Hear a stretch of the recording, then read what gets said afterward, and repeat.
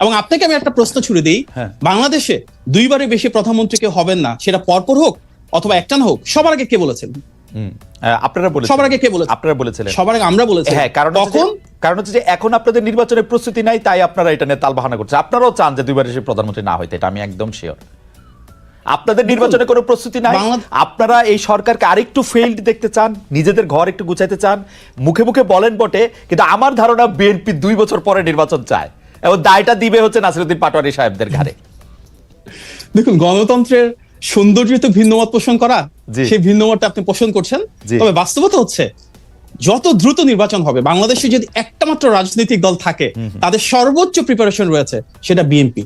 আমরা যদি দেখি বাংলাদেশে একটা মাত্র রাজনৈতিক দল যাদের টোটাল পলিসি প্রপোজাল রয়েছে, আমরা রাষ্ট্র কাঠামোটাকে কিভাবে ঢেলে সাজাবো, আমরা গণমানুষের উন্নয়ন কিভাবে করব, আমরা কর্মসংস্থান সৃষ্টি কিভাবে করব, শিক্ষা এবং স্বাস্থ্যের অধিকার কিভাবে নিশ্চিত করব, সর্বজনীন স্বাস্থ্য এবং শিক্ষার মাধ্যমে বাংলাদেশের প্রতিটি তৃণমূল এবং প্রান্তিক পর্যায়ের মানুষকে আমরা কিভাবে সামাজিক মূল্যবোধের মাধ্যমে মানবিক মর্যাদা ফিরিয়ে দিব, আমরা কিভাবে দ্রব্যমূল্য নিয়ন্ত্রণ করব, কৃষক শ্রমিক মজুরদের জন্য তাদের প্রাপ্য যে অর্থায়ন, প্রাপ্য যে মজুরি, সেটা নিশ্চিত করবো। বাংলাদেশে বিএনপি একমাত্র রাজনৈতিক দল যার সেই পলিসি প্রোডাক্টটুকু রয়েছে। সুতরাং নির্বাচনের জন্য আমরা অন্য যে কোনো দলের চাইতে সবচেয়ে বেশি প্রস্তুত। আমি জানি না আপনার ভিন্নমত থাকতে পারে, না আমার ঠিক ভিন্নমত না, আমার একটু কৌতূহল আছে। ডক্টর মাহাদি, আমি আপনার কথা শুনতে পছন্দ করি, আপনি যেভাবে যুক্তি দিয়ে কথা বলেন, মানে শান্ত থাকেন, সেটা আমার খুবই পছন্দের। কিন্তু আমি আপনার কোনো রাজনৈতিক ভবিষ্যৎ দেখি না মাহাদি। কারণ হচ্ছে যে একজন লোক যদি কয়েকবার প্রধানমন্ত্রী হইতে পারে, সারা জীবন প্রধানমন্ত্রী হইতে পারে, আপনার টার্ম আসতে আসতে 200 বছর পার হয়ে যাবে মাহাদি। এইটা আপনার মনে হয় না যে তাহলে আপনি রাজনীতি কেন করতেছেন, যে আপনি আপনি আপনি বাংলাদেশের সরকার প্রধান কখনোই হবেন না? এইটা আপনাকে পীড়া দেয় না? আমরা তো সরকার প্রধান হওয়ার জন্য দল করি না, আমরা সেই দল করি যেটা মানুষের জন্য, দেশের জন্য কাজ করে যাবে, দেশের মানুষের জনকল্যাণ যেটা হবে, উন্নয়ন যেটা হবে। দেখুন, বিএনপি একমাত্র রাজনৈতিক দল যারা ক্ষমতার জন্য কখনো লালায়িত ছিল না। আমরা বিরোধী দলীয়, গৃহপালিত বিরোধী দল হতে পারতাম, একটা আন্ডারস্ট্যান্ডিং এর মাধ্যমে শেখ হাসিনার সাথে সরকারে যেতে পারতাম, জাতীয় ঐক্যমত্যের সরকারের কথা এর আগেও এসেছে।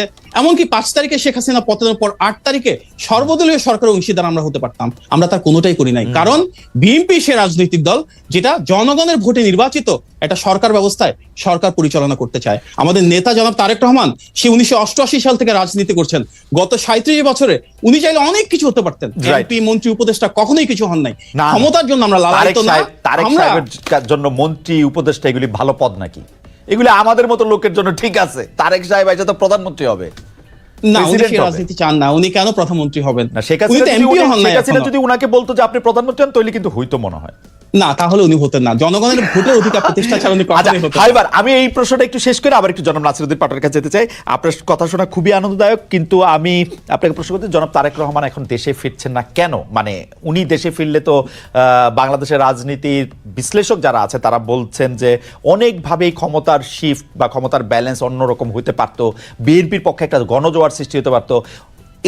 এই সুযোগ তিনি কেন নিচ্ছেন না, যেহেতু তিনি একজন সুযোগ নিচ্ছেন না দেশের স্বার্থে, দেশের মানুষের স্বার্থে? উনি কিন্তু নিজেও বলেছেন যে আমাদের বিএনপির যেমন 60 লক্ষ নেতাকর্মীর বিরুদ্ধে মিথ্যা মামলা রয়েছে, একইভাবে কিন্তু গণতন্ত্রের পক্ষে প্রতিটা রাজনৈতিক দলের নেতাকর্মীর বিরুদ্ধে রয়েছে বিভিন্ন শ্রেণী পেশার মানুষরা। আপনাদের মতন যারা গণমাধ্যম কর্মী রয়েছেন, মানবাধিকার কর্মী রয়েছেন, শিক্ষক, চিকিৎসক, প্রত্যেকের বিরুদ্ধে কিন্তু শেখ হাসিনা বিরোধী যাদের অবস্থান ছিল বিভিন্ন সময় মামলা হয়েছে।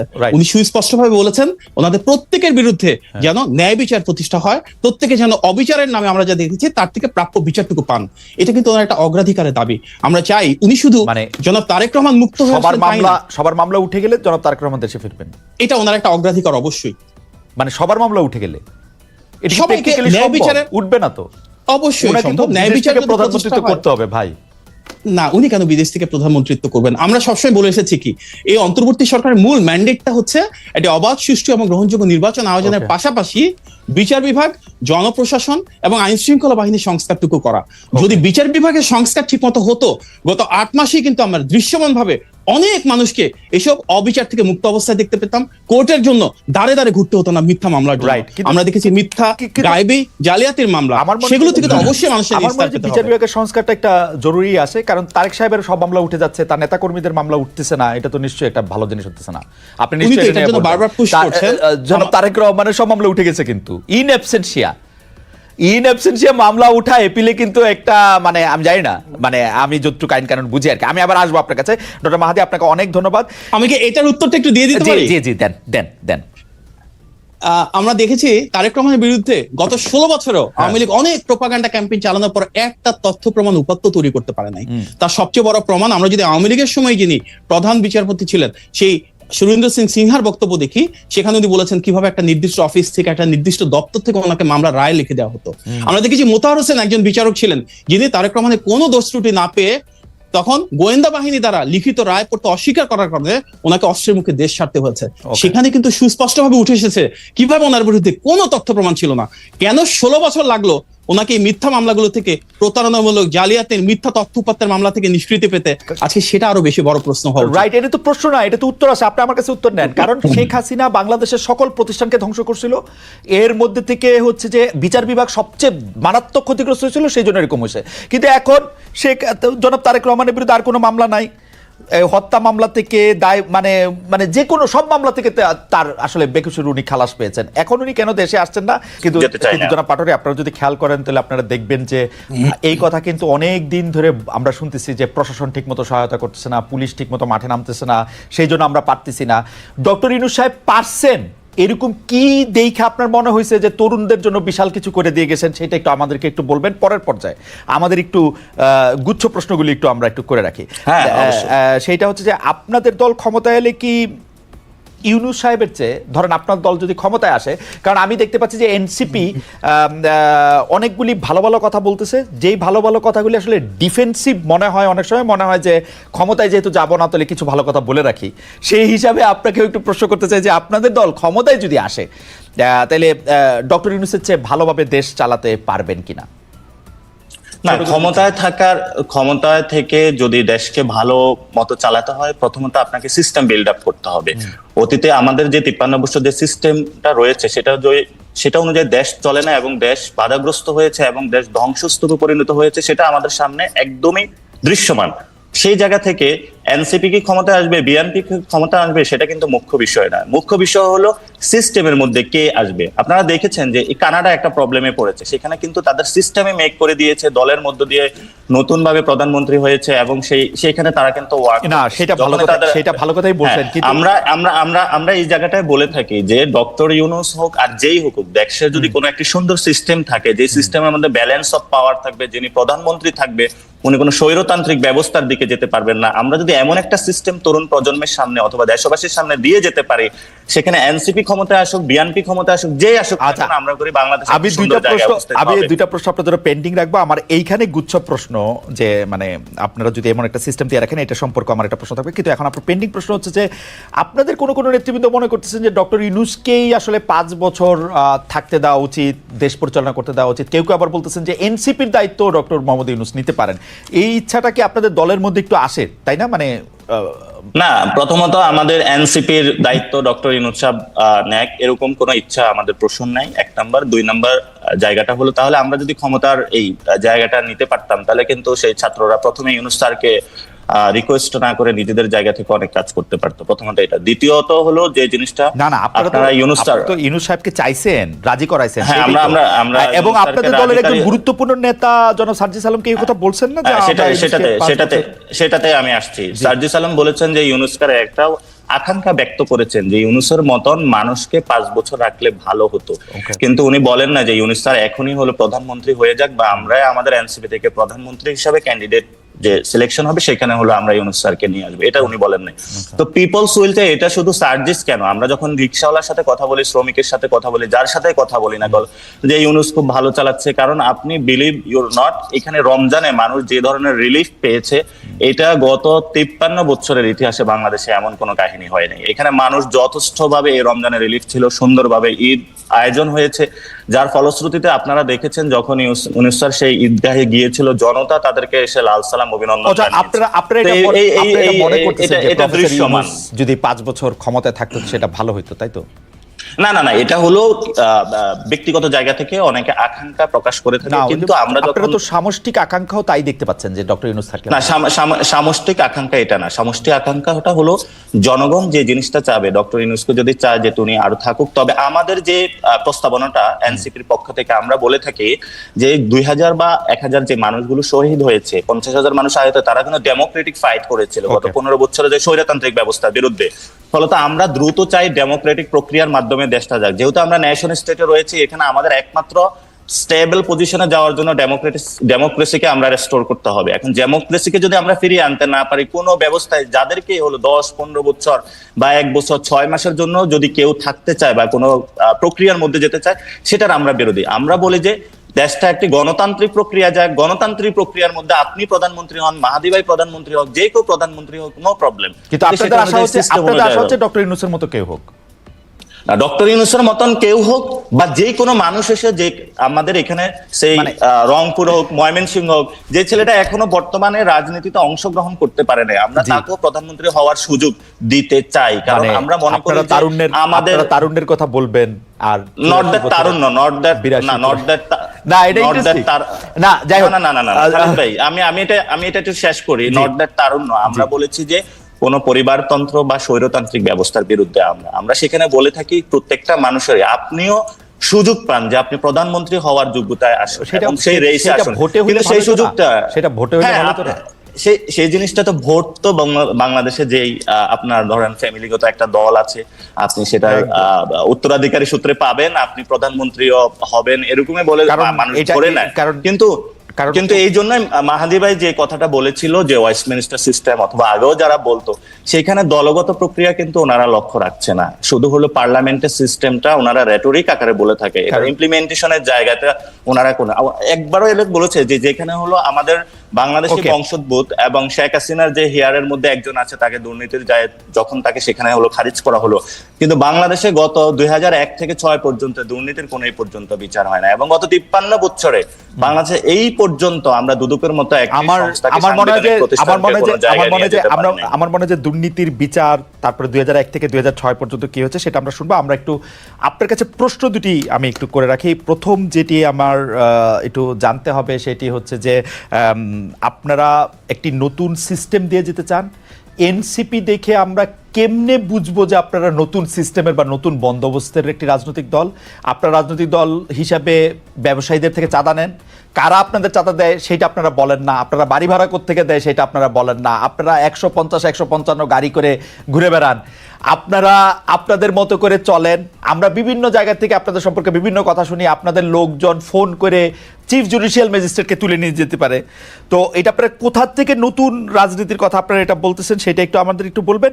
আর সংস্কারের ক্ষেত্রেও, মানে এই প্রশ্নটা আমি করে রাখি, আসবো আমি আপনার কাছে। আর সংস্কারের ক্ষেত্রেও আপনারা বলতেছেন যে আপনারা সব সংস্কার যেগুলি গুরুত্বপূর্ণ সংস্কার সেটা আপনি মানবেন, কিন্তু 70 অনুচ্ছেদ যেটা ফ্লোর ক্রসিং, যেটা আমাদের সংবিধানের আমার বিবেচনায় সবচেয়ে বড় কালো স্পট, সেইটার ব্যাপারে আপনারা আবার 70 অনুচ্ছেদ চান যাতে আপনাদের দলের থেকে কেউ অন্য জায়গায় না যেতে পারে, সেটির ব্যাপারে আমি প্রশ্ন করে রাখলাম, আবার আসবো আপনি ভেবে। জনাব নাসিরউদ্দিন পাটোয়ারি, আপনি কি বাংলাদেশের রাজনৈতিক বাস্তবতা জানেন? বাংলাদেশের রাজনীতিতে যদি নানামুখী ক্ষমতার কেন্দ্র তৈরি হয়, তাহলে বাংলাদেশের এই সরকার চালানো যে বহুমুখী অসুবিধার মধ্যে ডক্টর ইউনূস এখন পড়তেছেন, তার প্রতি শ্রদ্ধা রেখেই বলতেছি যে নানা রকম ক্ষমতার কেন্দ্র তৈরি হতে, ওই রকম ক্ষমতার কেন্দ্র তৈরি হতে বাংলাদেশের মতো একটা দেশ চালানো কিন্তু আসলে ইটস নট দ্যাট ইজি। এটা আপনি একটা এক ধরনের ইউটোপিয়ান চিন্তা ভাবনা, কিন্তু এটা আসলে অনেক বক্তব্য দেওয়ার কারণে, বড় বড় অনেক সাপোর্টার বেস কথা বলার কারণে অনেকের কাছে এগুলো ইউটোপিয়ান চিন্তা মনে হয়, কিন্তু আমরা বলতেছি না যে আপনার সবগুলো আপনি 10 জনকে 10টা দিয়ে দেন, আমরা তো এটা বলতেছি না। আপনি ব্যালেন্স অফ পাওয়ার করেন, আপনার জবাবদিহিতার জায়গাটা কোথায়? আপনি সংসদে যখন যাচ্ছেন তখনও জবাবদিহিতা নেই, বিচারালয়ে যাচ্ছেন জবাবদিহিতা নেই, আপনি যখন নির্বাহী বিভাগে, আপনি আমাকে এক্স্যাক্টলি বলেন তো ডক্টর ইউনূসের জবাবদিহি কার কাছে আছে?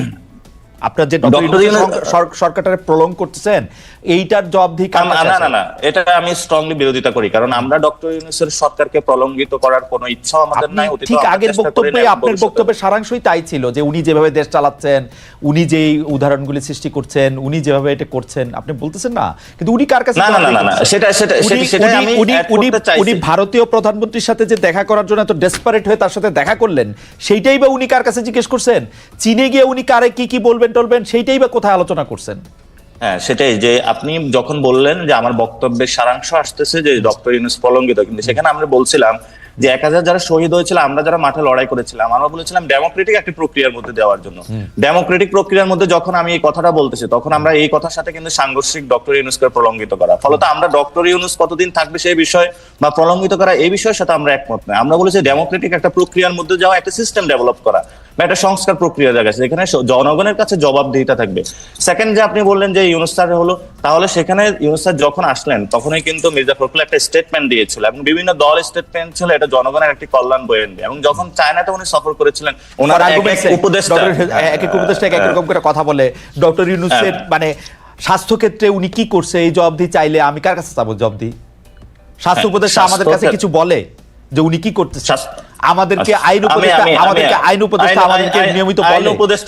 আইন উপদেষ্টাও কিছু বলে না, স্বাস্থ্য উপদেষ্টাও কিছু বলে না। হ্যাঁ, তাহলে কে কিন্তু সেই ক্ষেত্রে গুরুত্বপূর্ণ জায়গায় বললাম স্বরাষ্ট্র উপদেষ্টা কেমন পাটোয়ারি? ভালো। আচ্ছা, তাহলে আপনি বলেন যে ডক্টর ইউনূস কি স্টেট? হ্যাঁ, ডক্টর ইউনূস তো স্টেট না। স্টেটের যতগুলো অর্গান, এই জন্য তো আমাদের কাছে সংস্কারের প্রশ্নটা আসতেছে, যাতে আমার স্বাস্থ্য সংস্কারটা হয়, যাতে আমার আইনের সংস্কারটা হয়। সেজন্য এবং সেই জায়গাতে আমি তো মাহাদির বক্তব্যের সাথে একমত। সেজন্য তো এটা জনগণের ম্যান্ডেট নিয়ে সংস্কারটা করা উচিত না। পাটোয়ারি, আপনি কি? না, আমরা তো বলতেছি না যে জনগণের কোনো ম্যান্ডেট হবে না। এখানে জনগণের ম্যান্ডেট ছাড়া যে সরকার হবে, এই কথাটা কি আমরা একবারও বলেছি? আমি জানি না, আমরা কি একবার বলেন লাগে আর কি আমার না, এটা মনে হচ্ছে। এবং আপনি যখন বিভিন্ন জায়গায় যারা বট বাহিনী উৎপাদন করে, ওই জায়গা থেকে মনে মনে হতে পারে, কিন্তু একবারের পর্যন্ত জনগণ থেকে শুরু করে কোন রাজনৈতিক এনসিপির কোন নেতৃবৃন্দ এই কথাটা একবারও মুখে উচ্চারণ করে, যারা গণ অভ্যুত্থানে ছিল, একবারও এই মুখে শব্দ গণতন্ত্রের বাইরে কোনো আলোচনা চায় বলে। সো ফলত আমরা চাই ডেমোক্রেটিক প্রসেসে দ্রুত যাওয়ার জন্য, কিন্তু ডেমোক্রেটিক প্রসেসে যাওয়ার জন্য যে মানুষগুলো জীবন দিল, তারা যেই মানুষের জীবনের মূল্যটা, যে আমরা একটা নতুন বাংলাদেশ চাই, নতুন বাংলাদেশে যেখানে আমি নিগৃহীত হব না, নির্যাতিত হব না, সেই জায়গাটা আমাদের কনফার্ম করতে চাচ্ছি। এখন আপনারা যদি পুরো বাংলাদেশকে শুধু এনসিপি এবং বিএনপি দিয়ে যাচাই করার চেষ্টা করেন, সেটাও একটা জায়গা আমি মনে করি না ঠিক হবে। আপনারা দুজন আছেন বলে এনসিপি আর বিএনপির প্রসঙ্গ আসছে। তবে আমার কাছে মনে হয় জনাব নাসিরউদ্দিন পাটোয়ারি, আপনারা যখন নতুন দল করে আপনি যখন ঘোষণা দিলেন, আমি আপনাকে কোট করছি, জিয়াবাদ মুজিববাদ আমরা কোনো বাদ বাংলাদেশে চাই না, এসব বাদ বা আদর্শ দর্শনের বিরুদ্ধে গিয়ে আপনারা দাঁড়াতে চেয়েছেন। কিন্তু আমরা কিন্তু এর কিছুই, মানে আমার maybe I am short sighted, কিন্তু আমি কিন্তু কিচ্ছু দেখতেছি না। এটা আমার বোঝার ভুল, উপলব্ধির ভুল, জ্ঞানের সীমাবদ্ধতা হইতে পারে, কিন্তু আমি কিন্তু এনসিপি কে 8-10টা রাজনৈতিক দল থেকে কোনোভাবে আলাদা করতে পারছি না। সত্যি কথা। এখন হ্যাঁ খালিদ ভাই, এটা নিয়েও আমিও অবজারভেশন আছে, আমাদের অবজারভেশন আছে। আমরা 36 থেকে 37 দিনের একটি দল, এবং এখানে মনে করেন যে অনেক স্টুডেন্ট বা তরুণরাই মিলে দল বানিয়েছে, এক্সপিরিয়েন্স যারা, আমাদের উপদেশটা এখনো আসে নাই। আমরা আমাদের লিমিটেশন স্বীকার করি এবং আমরা প্রতিনিয়ত কাজ করে যাচ্ছি। আমরা বলি না আজকে আমাদের এটাই হলো আদর্শ একটা জায়গায়, কিন্তু যে আদর্শিক জায়গাটা এবং যে জায়গায় একটা স্ট্যান্ডার্ড সেট করা, সেই জায়গাটা আমরা কেন অস্বীকার করতে যাব? আমরা বলতেছি না যে এনসিপির এখন যে বর্তমান অবস্থা, এই বর্তমান অবস্থায় বাংলাদেশের জন্য একটা স্ট্যান্ডার্ড পজিশন বা কোনো কিছু। এবং সেখানে আমরা বলে থাকি যে আপনি যদি, আমরা যে 71 থেকে 75 পর্যন্ত আলোচনা করে থেকে জিয়াবাদ মুজিববাদের যে কথাটা আপনি আজকে বললেন, সেখানে আমি জিয়ার প্রতি শ্রদ্ধা পোষণ করি এবং জিয়া যে কাজগুলো করেছে ইকোনমিক ডেভেলপমেন্ট, সেই জায়গা থেকে বাংলাদেশের এখনো সফল বুক করতেছে। কিন্তু সাথে সাথে আমি শ্রদ্ধা পোষণ করতে চাই যে সে আমাদের তাহের ভাইয়ের প্রতি, যে উনি নারায়ণগঞ্জ থেকে এক পাও নিয়ে সিপাহী জনতার এখানে বাংলাদেশকে বাঁচানোর জন্য চলে আসছেন। আবার ওই মানুষটাকে ফাঁসিতে দেওয়া হয়েছিল, কেন তাকে খুনটা করা হয়েছিল? তো এইসব অসংখ্য প্রশ্ন আমাদের সামনে আছে, এই প্রশ্নগুলোরও অবতারণা করা উচিত। কেন যারা মুক্তিযুদ্ধে অংশগ্রহণ করেছিল সেই সেনা অফিসার গুলোতে কেন 1200 সেনা অফিসারকে কেন হত্যা করা হয়েছিল? আমার মনে হয় যে নাসিরউদ্দিন পাটোয়ারির প্রতিটি কথা